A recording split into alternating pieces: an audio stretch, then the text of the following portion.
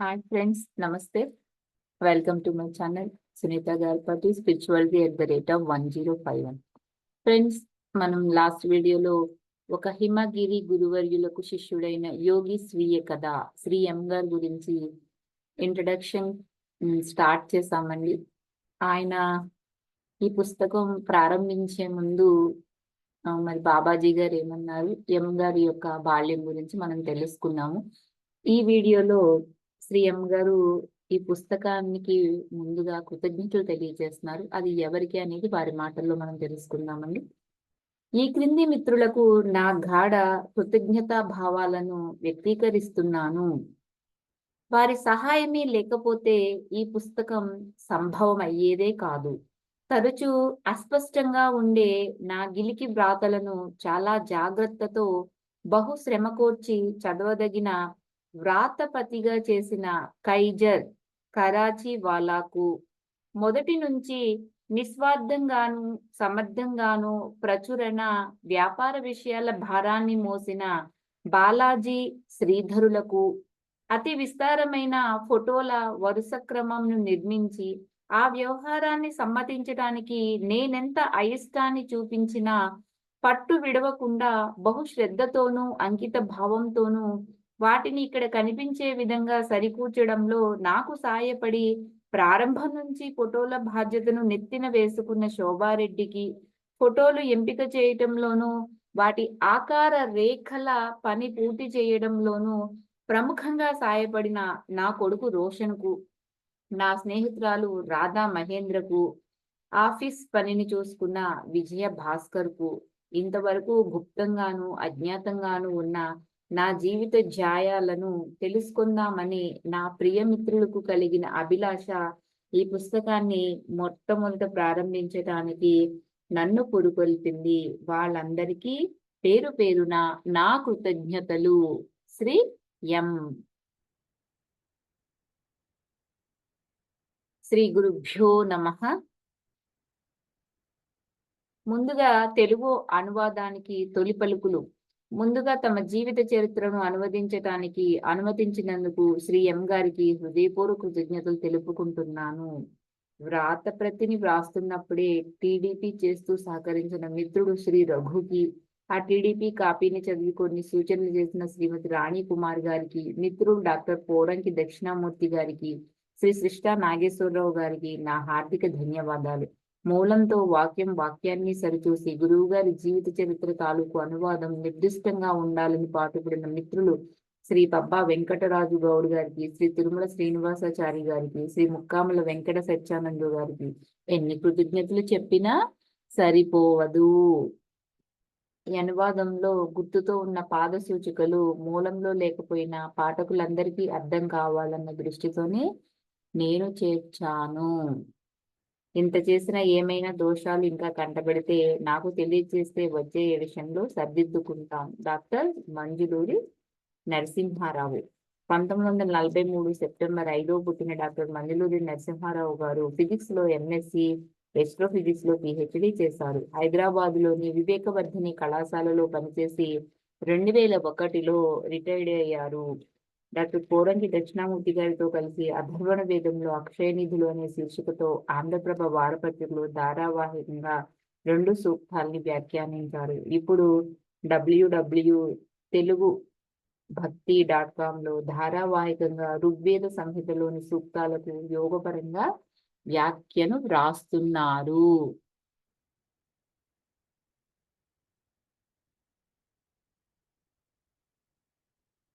ప్రయాణం ప్రారంభిద్దామండి. ప్రారంభం. భారత టిబెట్ దేశాల సరిహద్దు ప్రాంతాలకు దగ్గరగా హిమాలయాల్లోని బద్రీనాథ్ సమీపంలో ఉన్న వ్యాస గుహలో 40 ఏళ్ల క్రితం భారత దక్షిణాది రాష్ట్రాల్లో కొనసాగనున్న కేరళ రాష్ట్రం నుంచి వచ్చిన ఒక 19 ఏళ్ల యువకుడు గాఢ ధ్యానంలో నిమగ్నుడై కనిపించాడు.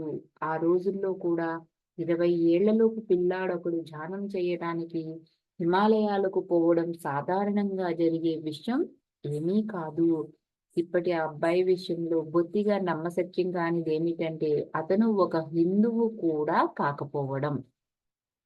ఆ యువకుడు యోగి ఎలా అయ్యాడో, ఊహకందని శక్తి వైభవము ఉన్న అద్భుత ఆకర్షణీయ లోకం అతని కళ్ళెదుట ఎలాగ వెల్లడి అయింది అనేది నా జీవిత కథ. ఆ యువకుణ్ణి నేనే. మీరు అనుమతిస్తే నా కథను మొట్టమొదటి నుండి ప్రారంభిస్తాను. ఎంత త్వరగా వీలైతే అంత త్వరగా మనం శాశ్వత హిమావాసానికి కలిసి నడిచి వెళ్దాం. అక్కడ ఆ మంచు గావంచ చుట్టబెట్టుకున్న హిమగిరి శిఖరాలలో నా స్నేహితుడు మహాతత్వవేత్త మార్గదర్శి ఉండేవాడు. ఆ ప్రియతమ గురువుకు అధ్యాపకుడి దయను గ్రహాల వల్లనే నేను మహోన్నత చైతన్య స్థరాల్లో ఎత్తుగా ఎగరడం నేర్చుకున్నాను.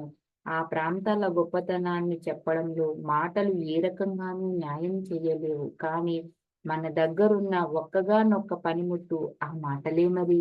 అంచేత సహృదయులారా, ఆ దుర్గమ అడవుల్లో నడుస్తూ సుకుమారంగా ఊగే ప్రదీప్త పుష్పాలు, మధురంగా పాడే పక్షులు, ఉరకలెత్తుతూ ప్రవహించే మహానది, నిశ్శబ్దంగా నిలుచుని ఉన్న పొడుగాటి చెట్లు మొదలైన అద్భుత దృశ్యాలను గురించి చెప్పుకుంటూ చివరికి మలుపు తిరగగానే అకస్మాత్తుగా శిఖరాయమానమైన మహాశ్వేత తత్వాన్ని ప్రదర్శించే హిమాచ్ఛాదిత హిమాలయాలను చూసి ఆశ్చర్యంతో నోట మాట రాని స్థితికి వచ్చే ఆ ప్రయాణాన్ని ప్రారంభిద్దాం.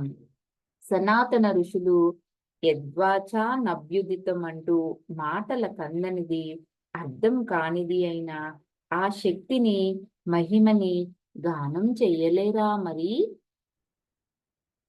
యద్వాచా నభ్యుదితం ఏన వాగభ్యుదయతే తదేవ బ్రహ్మత్వం విద్ధినేదం యుదిదముపాసతే.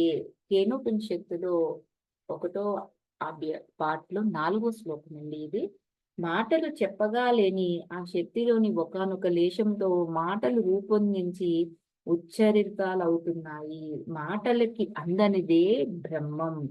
మనం మామూలు మాటలతో చెబుతూ సాధారణంగా ఉపాసిస్తున్నది బ్రహ్మం కాదని తెలుసుకో అని దీని అర్థం అనమాట. పర్వతరాజు హిమవంతుడి ప్రియమైన కూతురు పార్వతితో ముఖాముఖి మిమ్మల్ని కలవడానికి నేను మీ అంత ఆతృతతోనే ఉన్నాను.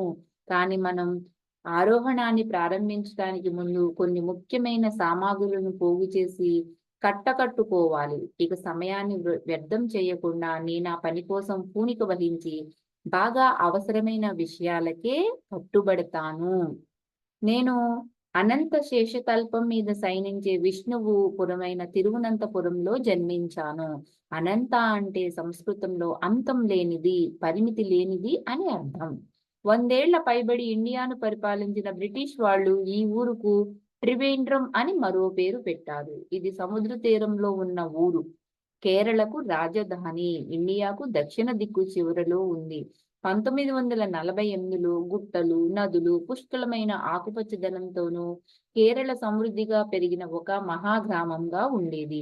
కేరళకు వలస వచ్చిన ఒక పఠాన్ కుటుంబంలో 1948వ సంవత్సరం నవంబర్ 6న నేను పుట్టాను.